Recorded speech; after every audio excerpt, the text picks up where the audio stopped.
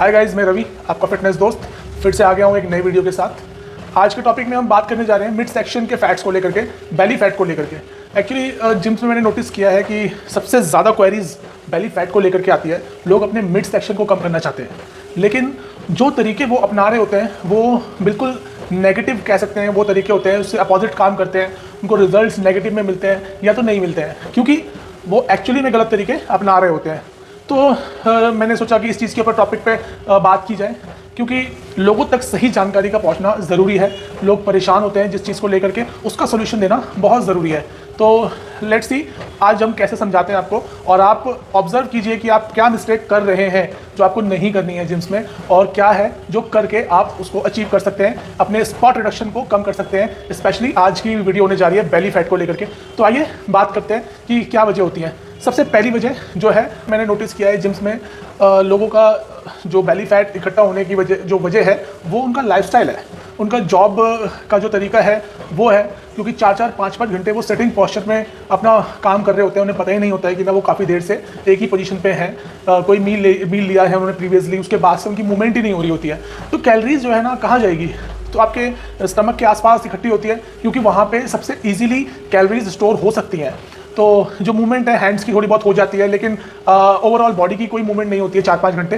तो जिनकी sitting job होती है सबसे ज़्यादा इफेक्ट उनको पड़ता है। उनका स्टमक जो है वो बड़ा हो जाता है, वहाँ पे कैलोरीज स्टोर हो जाती हैं, और उसके बाद उनको फील होता है कि ना बहुत ज़्यादा बढ़ गया है। तो जिम्स में आकर के सबसे पहले वो यही कहते हैं कि ना हमें कुछ नहीं करना है, हमारे हाथ और लेग्स वगैरह पे तो ठीक है, सिर्फ स्टमक के आसपास ही जो है वो बहुत सारी कैलोरीज जो है इकट्ठी हो गई है, पेट निकल गया है, इसे कम करवाइए। तो अपने लाइफस्टाइल को आप सबसे पहले ठीक कीजिए। अगर लगातार आप बैठ रहे हैं तो बीच बीच में थोड़े से ब्रेक लीजिए, और सबसे ज़रूरी है कि ना मील्स आपको स्मॉल पोर्शंस में लेने हैं, जो कि एक जगह पे इकट्ठा ना हो और यूटिलाइज होते रहें।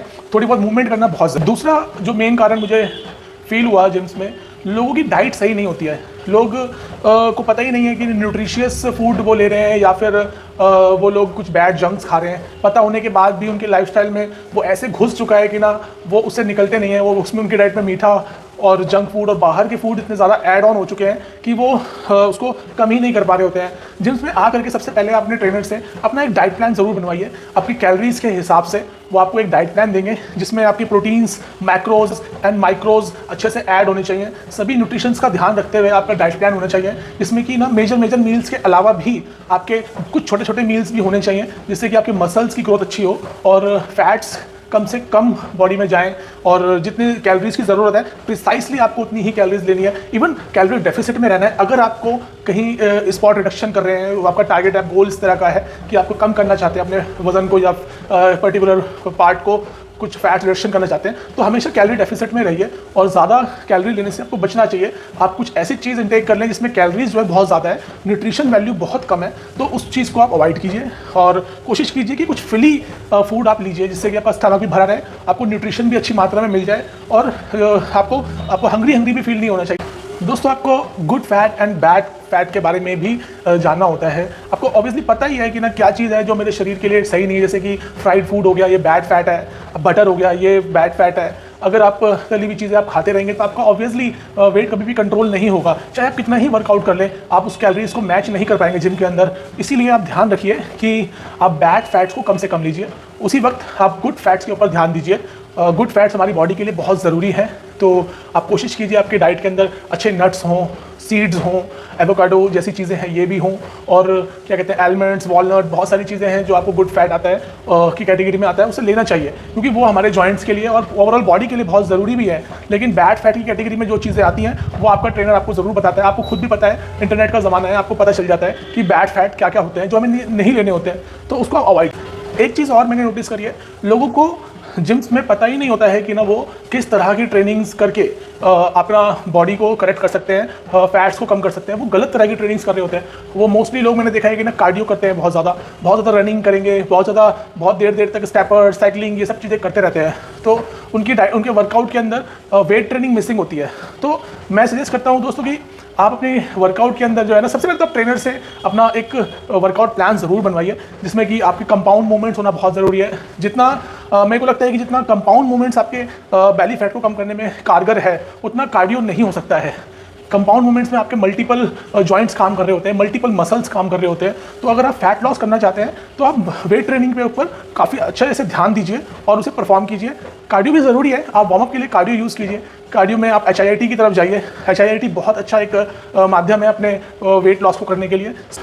साथ में सुपर सेट जैसे भी आप प्रोग्राम ऐड करा सकते हैं, इसमें वेट ट्रेनिंग स्टाइमसली, आप कार्डियो ट्रेनिंग स्टाइमसली, आप HIIT वर्कआउट, ये सब कंबाइनली कर रहे हैं तो बहुत इफेक्टिव होता है। मैंने बहुत लोगों को देखा है, बहुत रैपिडली वो अपना weight loss specially fat loss कर रहे होते हैं इन प्रोग्राम्स के थ्रू।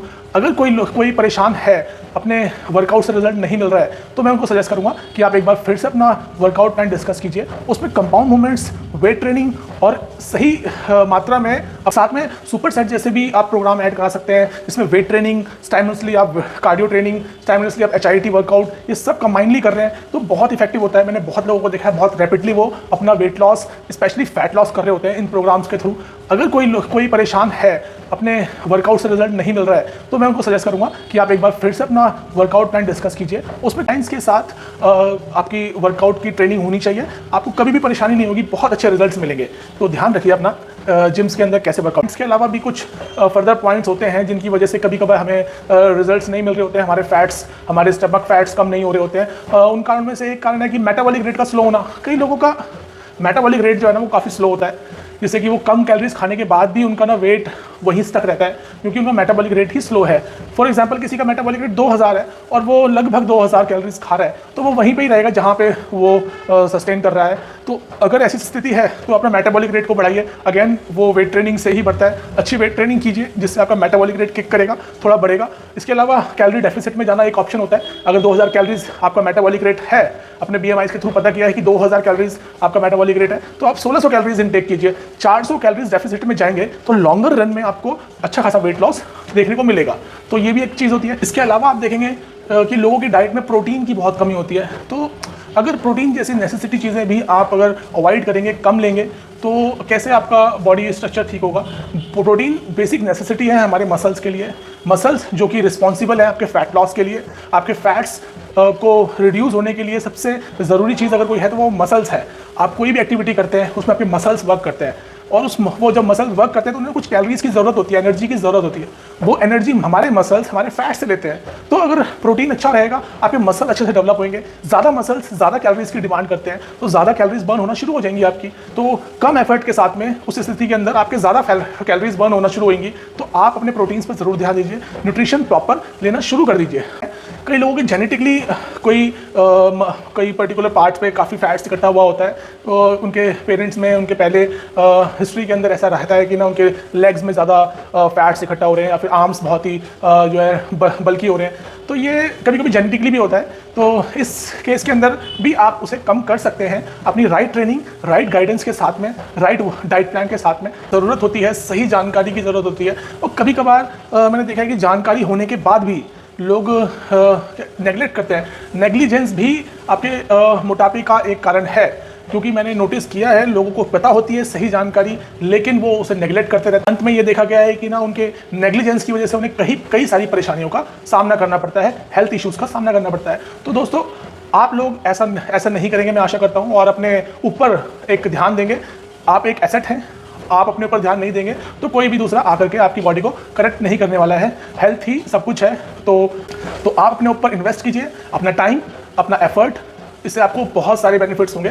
तो प्लीज़ आप अपना ध्यान रखिए, जिम जाइए, अच्छी डाइट लीजिए, एक अच्छा सा रूटीन बनवाइए और जिम जा करके उसे फॉलो कीजिए। Okay, bye bye, see you in the next video.